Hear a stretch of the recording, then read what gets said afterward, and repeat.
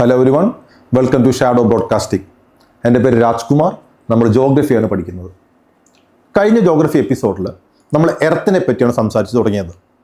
നമ്മൾ എർത്തിൻ്റെ planet position, എർത്തിൻ്റെ size, എർത്തുമായി ബന്ധപ്പെട്ട മറ്റു ചെറിയ കാര്യങ്ങൾ, നമ്മുടെ ഇക്വേറ്ററിലെ റേഡിയസ്, പോൾസിലെ റേഡിയസ്, എർത്തിൻ്റെ റൊട്ടേഷൻ പോലുള്ള കാര്യങ്ങളാണ് നോക്കിയത്. ഓക്കെ, എർത്തിൻ്റെ റൊട്ടേഷൻ നമുക്ക് ജസ്റ്റ് ഒന്ന് റീക്യാപ്പ് ചെയ്യുകയാണെങ്കിൽ, എർത്തിൻ്റെ റൊട്ടേഷൻ നമുക്കറിയാം. Earth is rotating in its on axis. ഭൂമിക്ക് ഒരു ആക്സിസ് ഉണ്ട്. ഭൂമിയുടെ നോർത്ത് പോളിൽ കൂടെ കടന്ന് സൗത്ത് പോളിൽ കടന്ന് സെൻട്രൽ കൂടെ പോകുന്നതിന് നമ്മൾ ആക്സിസ് എന്ന് പറയാം. ആ ആക്സിസിനെ ബേസിലാണ് ഭൂമി റൊട്ടേറ്റ് ചെയ്യുന്നത്. ആ റൊട്ടേറ്റ് ചെയ്യുന്നത് വെസ്റ്റ് ടു ഈസ്റ്റ് ഡയറക്ഷനാണ് നമ്മൾ പഠിച്ചത്. അത് മാത്രമല്ല, ആ റൊട്ടേറ്റ് ചെയ്യുന്ന വെലോസിറ്റി, നമ്മുടെ ഇക്വേറ്ററിൽ വെലോസിറ്റി കൂടുതലായിരിക്കും, പോൾസിൽ കുറഞ്ഞ വെലോസിറ്റി ആയിരിക്കും റൊട്ടേറ്റ് ചെയ്യുന്നത്. ഇത്രയും കാര്യങ്ങൾ നമ്മൾ കഴിഞ്ഞ ക്ലാസ്സിൽ പഠിച്ചു. അപ്പോൾ അതിനുശേഷം ഞാനൊരു കാര്യം പറഞ്ഞിരുന്നു. എന്തായിരുന്നു? എർത്തിൻ്റെ ആക്സിസ് എന്ന് പറയുന്നത് പ്ലെയിനിന് പെർപെൻഡിക്കുലറായി നിൽക്കുന്ന ഒന്നല്ല, നേരെ മറിച്ച് പ്ലെയിനിൽ നിന്ന് കുറച്ച് ചരിഞ്ഞിട്ടാണ് എർത്തിൻ്റെ ആക്സിസ് ഉള്ളത്.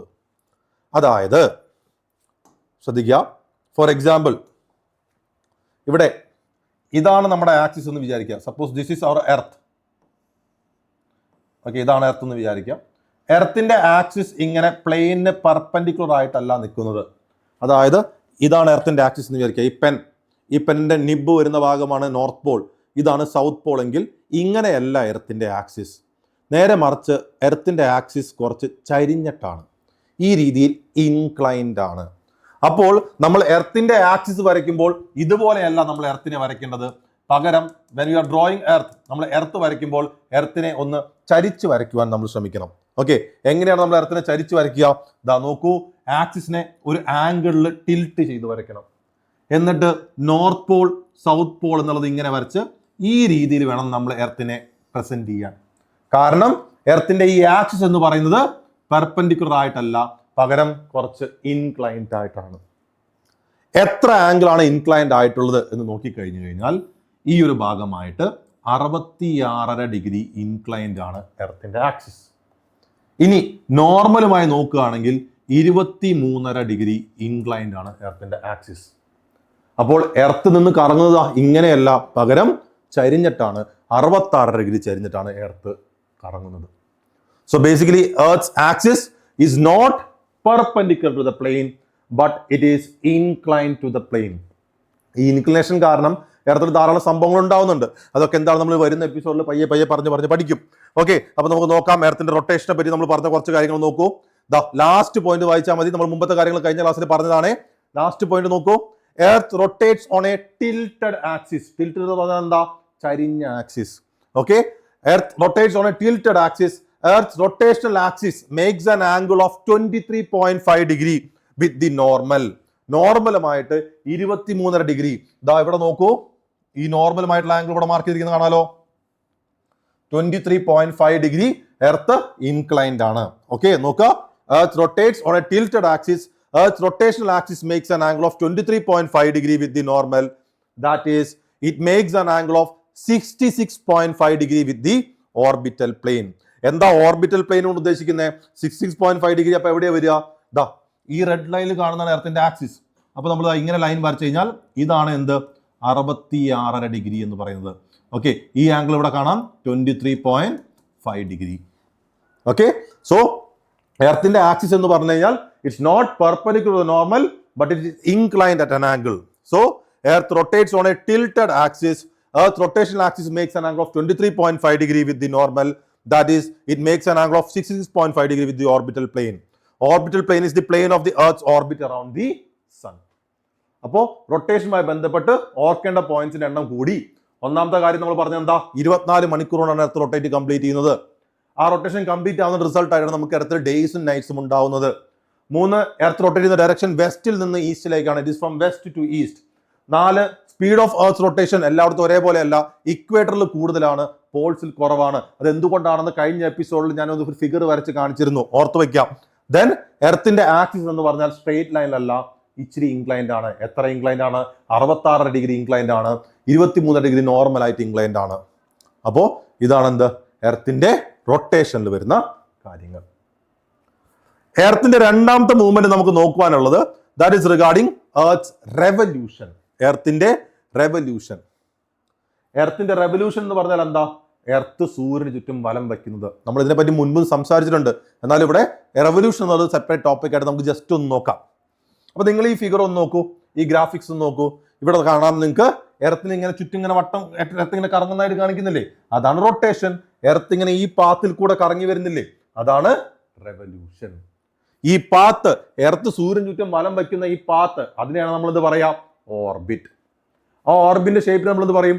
Elliptical orbit. എലിപ്റ്റിക്കൽ ഓർബിറ്റ് ആണ്. അത് മാത്രമല്ല, എലിപ്റ്റിക്കൽ ഓർബിറ്റ് ആയതുകൊണ്ട് എർത്തും സണ്ണും നമ്മൾ ഡിസ്റ്റൻസ് മാറിക്കൊണ്ടിരിക്കും. ഇതൊക്കെ നമ്മൾ പറഞ്ഞിട്ടുണ്ട്. എർത്തും സണ്ണും നമ്മൾ ഡിസ്റ്റൻസ് മിനിമം ആകുമ്പോൾ പെരിഹീലിയൻ, മാക്സിമം ആകുമ്പോൾ ഹാപ്പിഹീലിയൻ എന്നുള്ള കാര്യമൊക്കെ പറഞ്ഞിരുന്നു. അപ്പൊ നമുക്ക് നോക്കാം എർത്തിന്റെ റെവല്യൂഷനെ പറ്റി. Earth revolves around the sun in an elliptical orbit. നമുക്ക് ഓൾറെഡി അറിയാം. It takes about 365.25 days to complete one revolution. ഒരു പ്രാവശ്യം എർത്ത് സൂര്യൻ ചുറ്റും കറങ്ങി വരാനെടുക്കുന്ന സമയം എത്രയാ? 365.25 ദിവസം. 365.25 days. ഓക്കെ, കൃത്യമായിട്ട് ഇങ്ങനെ തന്നെ പറയണേ. 365 ദിവസം നമ്മൾ ജനറലി പറയുന്നുണ്ടെങ്കിലും 365.25 ദിവസം എടുക്കും എന്ത്? എർത്ത് ഒരു പ്രാവശ്യം കറങ്ങി വരാനായിട്ട്. ഇതിനെയാണ് നമ്മൾ ഒരു ഇയർ ആയി കണക്കാക്കുന്നത്. 1 year. അപ്പൊ ഈ കാൽ എന്ന് പറഞ്ഞു കഴിഞ്ഞാൽ ഏകദേശം 24 മണിക്കൂർ എക്സ്ട്രാ ഇല്ല, കാൽ ഉള്ളൂ. അപ്പൊ അതായത് ബേസിക്കലി 6 മണിക്കൂർ എക്സ്ട്രാ. അതായത് 360 ദിവസവും 6 മണിക്കൂർ എടുക്കും എർത്ത് റൊട്ടേഷൻ കംപ്ലീറ്റ് ചെയ്യാൻ. അപ്പൊ ഈ 6 മണിക്കൂർ കണക്ക് കൂട്ടാൻ ബുദ്ധിമുട്ടായതുകൊണ്ട് നമ്മൾ കലണ്ടർ സെറ്റ് ചെയ്തപ്പോൾ എന്ത് ചെയ്തു?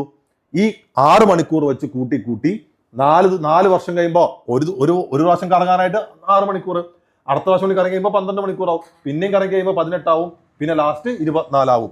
അപ്പോൾ അങ്ങനെ ആ റൊട്ടേഷൻ, ആ റെവല്യൂഷൻ 4 പ്രാവശ്യം കഴിഞ്ഞ് കഴിയുമ്പോൾ നമ്മൾ ഒരു എക്സ്ട്രാ ഡേ ആയിട്ട് ആഡ് ചെയ്യും. അതാണ് നമ്മൾ പറയുന്ന leap year. That is known as the leap year. Okay, so revolve ചെയ്യാൻ സമയമാണ് 365.25 days.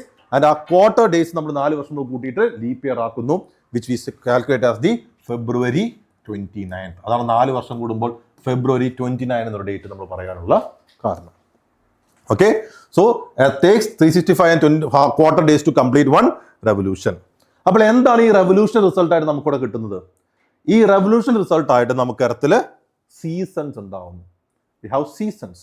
Okay, summer season, winter season എന്ന് പറയുന്ന പോലെ സീസൺസ് ഉണ്ടാവുന്നത് റെവല്യൂഷൻ റിസൾട്ട് ആയിട്ടാണ്. സോ റെവല്യൂഷനെ പറ്റി ഓർത്ത് വയ്ക്കേണ്ട 3 കാര്യങ്ങൾ എന്തൊക്കെയാണ്? ഒന്ന്, earth is revolving around the sun in an elliptical orbit. Ellipse ആണ് ഓർബിറ്റിന്റെ ഷേപ്പ്, നമ്മൾ പറഞ്ഞു. 2, എർത്ത് കംപ്ലീറ്റ് ചെയ്യാൻ എടുക്കുന്ന സമയം എന്ന് പറഞ്ഞാൽ 365.25 ദിവസം, 365.25 days. ദെൻ സീസൺസ് ആണ് നമുക്ക് റിസൾട്ട് ആയിട്ട് എർത്തിൽ ഉണ്ടാവുന്നത്. അപ്പൊ ഇത്രയും കാര്യങ്ങളാണ് റെവല്യൂഷനെ പറ്റി പറയാനുള്ളത്. ഓക്കെ, സോ എർത്തിന്റെ ബേസിക് ആയ, എർത്തിന്റെ മൂവ്മെന്റ് ആയ റൊട്ടേഷൻ നമ്മൾ നോക്കി, റെവല്യൂഷൻ നോക്കി. അതിനൊപ്പം പറഞ്ഞൊരു കാര്യം, എർത്ത് ഇസ് ഇൻക്ലൈൻഡ്. എർത്തിന്റെ ആക്സിസ് ഒരു 66.5 ഡിഗ്രിയോളം ഇൻക്ലൈൻഡ് ആണെന്നുള്ള കാര്യവും നമ്മൾ പറഞ്ഞു. ഓക്കെ, ഇനി നമ്മൾ എർത്തിന്റെ ഗ്ലോബ് അല്ലെങ്കിൽ എർത്തിന്റെ മാപ്പ് ഒക്കെ നിങ്ങൾ നോക്കിയിട്ടുണ്ടെങ്കിൽ എർത്തിൽ നമുക്ക് കുറച്ച് ഹൊറിസോണ്ടൽ ലൈൻസും വേർട്ടിക്കൽ ലൈൻസും കാണാൻ പറ്റും. അപ്പോൾ നമ്മൾ നോക്കേണ്ടത് എന്താണ് ഈ ഹൊറിസോണ്ടൽ ലൈൻസ്, എന്താണ് വേർട്ടിക്കൽ ലൈൻസ്. ഓക്കെ, ആ ടേം നിങ്ങൾക്ക് വളരെ ഫെമിലർ ആയിരിക്കും അല്ലേ? ലാറ്റിറ്റ്യൂഡ്സ്, ലോഞ്ചിറ്റ്യൂഡ്സ് എന്ന് പറയുന്നത്. സോ നമുക്ക് നോക്കാം എന്താണ് ലാറ്റിറ്റ്യൂഡ്സ്, എന്താണ് ലോഞ്ചിറ്റ്യൂഡ്സ്. ഓക്കെ, സോ ഈ ഒരു ഫിഗർ നോക്കൂ. ഇതേപോലെ എർത്തിൽ നമുക്ക് ധാരാളം ഹൊറിസോണ്ടൽ ലൈൻസ്. ഹൊറിസോണ്ടൽ എന്ന് പറഞ്ഞാൽ എങ്ങനെയാ? ഈസ്റ്റ് വെസ്റ്റ് ആയി കിടക്കുന്നത്. Then vertical lines. Vertical lines പറഞ്ഞാൽ എങ്ങനെയാണ്? നോർത്ത് സൗത്ത് ആയിട്ട് കിടക്കുന്നത്. അപ്പോൾ നമുക്ക് ഇത്രയും ഹൊറിസോണ്ടൽ ലൈൻസും വേർട്ടിക്കൽ ലൈൻസും കാണാം. ഈ ഹൊറിസോണ്ടൽ ലൈൻസിനെ നമ്മൾ വിളിക്കുന്ന പേരാണ് ലാറ്റിറ്റ്യൂഡ്സ്. നേരെ മറിച്ച് വേർട്ടിക്കൽ ലൈൻസ് നമ്മൾ നോക്കുന്ന പേരാണ് ലോഞ്ചിറ്റ്യൂഡ്സ്. അപ്പോൾ എന്തുകൊണ്ടായിരിക്കും, അല്ലെങ്കിൽ എന്തിനാണ് നമ്മൾ എർത്ത് ഇത്തരത്തിലുള്ള ഹൊറിസോണ്ടൽ ലൈൻസും വേർട്ടിക്കൽ ലൈൻസും വരച്ചിരിക്കുന്നത്? നിങ്ങൾ മാപ്പിലോ ഗ്ലോബിലോ നോക്കിയാൽ നിങ്ങൾക്ക് അത് കാണാൻ പറ്റും. Why? What is the purpose? എന്തായിരിക്കും അതിന് കാരണം? ഇതിന് ഏറ്റവും പ്രൈമറി നീഡ് എന്താണെന്ന് വെച്ച് കഴിഞ്ഞാൽ, നമുക്ക് യൂണിവേഴ്സലി ആക്സെപ്റ്റഡ് ആയ ലൊക്കേഷൻ മാർക്ക് ചെയ്യാൻ പറ്റുന്ന ഒരു സിസ്റ്റമാണ് ഇത് കൊണ്ടുവരുന്നത്. നിങ്ങൾ സ്കൂളിലൊക്കെ ഗ്രാഫ് വരച്ചിട്ടുണ്ടാവും അല്ലെ? ഗ്രാഫുകൾ വരച്ച് പഠിക്കുന്നുണ്ടാവും. നമ്മൾ ഈ ഗ്രാഫ് വരയ്ക്കുമ്പോൾ എങ്ങനെയാ? ഒരു എക്സ് ആക്സിൽ ഒരു പോയിന്റ് ഉണ്ടാവും, വൈ ആക്സിൽ ഒരു പോയിന്റ് എടുക്കും, എന്നിട്ട് നമ്മൾ ആ ഗ്രാഫിൽ അത് മാർക്ക് ചെയ്യും.